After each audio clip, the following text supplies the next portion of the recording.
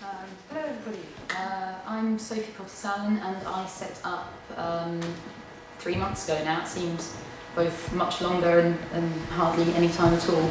I set up a group called Ellie Solidarity. We're one of many grassroots organisations that are just trying to come together, coordinate and do something to help what is effectively a humanitarian disaster on our doorstep. We work primarily with the camps in France. Specifically at the moment we are focusing on Dunkirk. I'll tell you a little bit about the camp situation in a minute. We're always looking for more people to come along and join us in sorting sessions or to set up collections or just to help us raise awareness of what's going on. And yeah, there's a lot of work to do, and it's criminal that it's all being done, not all, but largely being done by grassroots organisations. It's wonderful to see the kind of the spirit of cooperation and camaraderie and the desperation to get out there and help people. The fact that it's coming down to people driving vans of things that have been collected here in the UK over to France is, in my opinion, criminal. We shouldn't need to be doing this. To give you a little bit of a background to what part of the problem with dealing with these camps is, the situation is constantly in flux. In the 3 months that I've been involved, every single time I've gone out there, it's been a whole new environment, new situation, new needs, new risks, new dangers. In the news, around the time of those images that you spoke about, the island images that really helped to raise the profile of what was going on, it began to be very widely publicised that specifically in the camp in Calais, the so-called jungle camp, it was predominantly young men that were there. And there was a lot of mixed feeling towards the idea of there being camps full of young men who were seeking refuge, seeking asylum. In just the 3 months that we've been working there, we've seen a huge demographic shift within the camps. In Calais itself, it's now gone up to about 30% women and children, and that number is raising all the time. In Dunkirk, the first time Millie went out there, there were about 300 people. The first time I went to Dunkirk, there were around about 500 people at that camp. I came back from Dunkirk 2 weeks ago, and there were 1,400 people in the camp.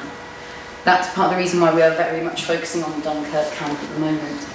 And what the Calais jungle has grown from maybe 3,000 in September to 6,000, possibly 7,000, because there's no formal registration process. We're not quite certain at the moment. What you said about, at the end of your presentation, Ali, about crying when you saw how elated they were to see the coast and knowing what was coming next, really resonated with me, because we see what comes next, and what comes next is due to inactivity and indecision and cowardice, in my opinion, on the part of the European governments. These people are left in a stalemate situation.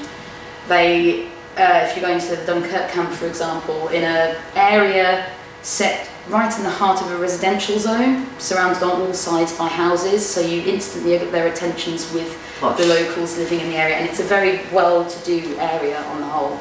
It's right next to a stadium, interestingly enough, if you want a little bit of contrast into their lives. On an area of land about the size of 2 football pitches with woodland around 3 sides of it, there are 1,600 odd people living in tents in this weather, exposed to the elements. The mud is horrific, there's no drainage on site at all, so when I was there, the mud at the bottom end of the camp was coming over my boots and into my boots, and these people are sleeping, living, attempting just to survive in giving birth. In 4 different occasions that I know of, there have been children born in the camp. When we were last there, we had to ourselves take 5 children, to the hospital. 2 of them had extreme chronic diarrhoea. There is a water line that's been provided. There are showers, although they're not heated, that have been provided, but they're insufficient for the number of people that are there. The camps are unsanitary, there are rats, it's an awful situation. So you've got small children with diarrhoea. One of them got taken with hypothermia. And it's not as cold as it's going to get yet. And the fact that they are just a stone's throw away from people who are living in nice houses, who have the right, as you said, to travel freely and to do what they want, it's absolutely awful to see that. The amazing thing is watching how the response has grown over time. When Millie first went out there, there was no one on the ground. It was an open park with people camping there, and that was it. When I first got to Dunkirk, there were a couple of small local charities, Salam, and occasionally there were visits from Doctors du Monde that would pop in just to try and keep tabs, but they were massively overwhelmed.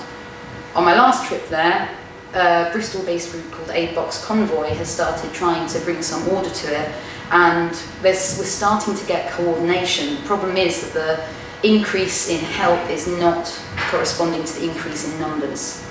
There's no firewood out there, people are burning wet wood. There's a condition common in the camps called jungle lung, which is a combination of getting ill from colds, flu. You're exposed to many people from many different areas carrying many different germs, and burning plastics, burning wet wood, and burning it inefficiently, not being able to heat up the food that you might have been donated or that you might have been able to secure. What's heartbreaking for me walking around the camp though is when you start hearing the stories, you very quickly understand that most of the people there a lot of them are highly qualified, many of them had middle class existences when they were in their home country. They didn't leave because they were seeking more money or a cushy life. They left because they had no choice. I've spoken to business owners, I've spoken to engineers, I've spoken to doctors, teachers, and the story is all the same. They would love to go back. Now in Dunkirk there's a much smaller Syrian population. In actuality, a lot of the people there are from Iraq or Afghanistan. Well, they're Kurds. Or Kurds. Kurds. And just the stories that you hear, you don't put yourself into those conditions, as you said, unless you need to jump out of that burning building.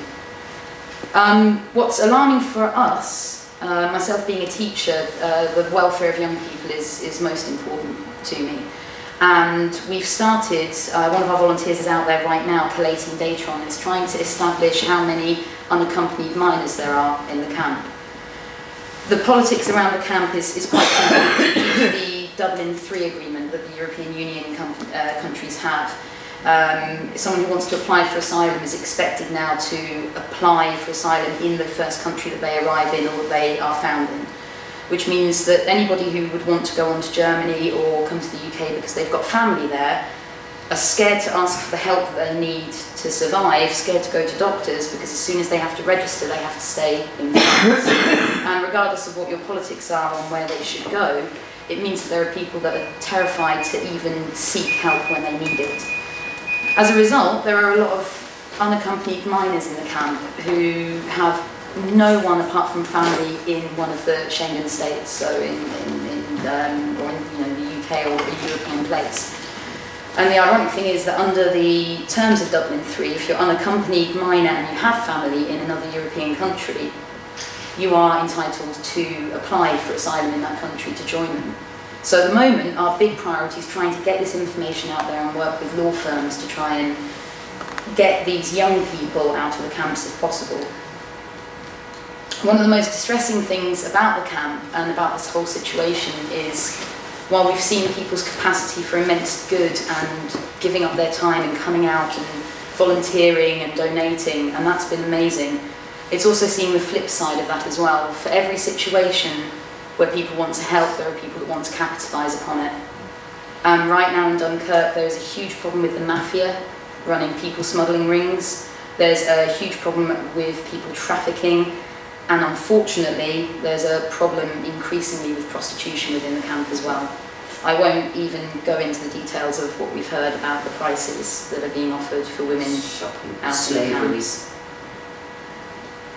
And it all comes back to the frustrating fact of there's nothing that we as volunteers can do about that side because we have no legal precedent to do anything. We don't have the authority to do anything other than help.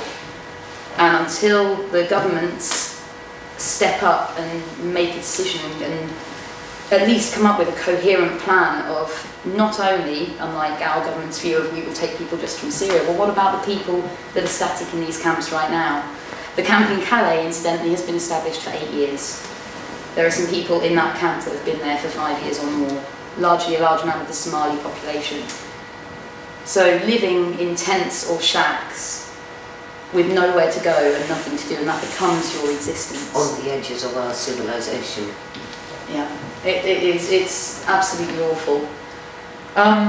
So it's a little bit bleak. That's a bit of an outline of what the camps are like at the moment in France, certainly the ones that we've been working with. We've heard a lot about Greece as well, which, similarly bleak situations.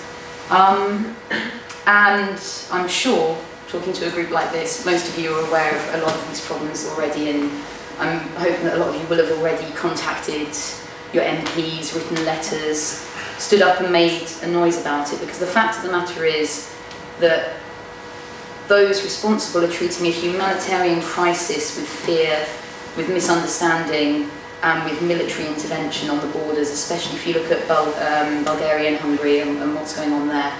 When in fact, you heard the numbers that Millie was saying, the numbers of people in real terms are nothing. In fact, in terms of an island, if the UK was an island of 1,000 people, and if we were to take everyone who is currently in Italy, that number of people in Italy would be the equivalent of one person, in fact less than one person, far less than one person, drowning off the coast. You'd throw a lifeline, you'd take that one extra person on board. But big numbers scare people, and change scares people, and the unknown scares people, and this is the problem that we are facing across the board. And I'll finish up with just one little point. If you ever want to get an idea of how ridiculous the media coverage of this situation is getting, and the rhetoric of the politicians in dealing with it, when you hear the word refugee or migrant, substitute it for either Jew or zombie. And it sounds like something from 1930s Germany, or it sounds like a genuine trailer for an apocalypse movie. These are human beings that we're talking about, and they're human beings that have put themselves in this situation for a reason. And so, we as a small bunch of local volunteers are doing what we can to help on a small scale. Médecins Sans Frontières are doing amazing work long term out there. But we can always have more help, can't we? Mm-hmm. Absolutely. And I think that's the main message, whether it's talking about it, promoting it, that's the main message that I want to get across. Can I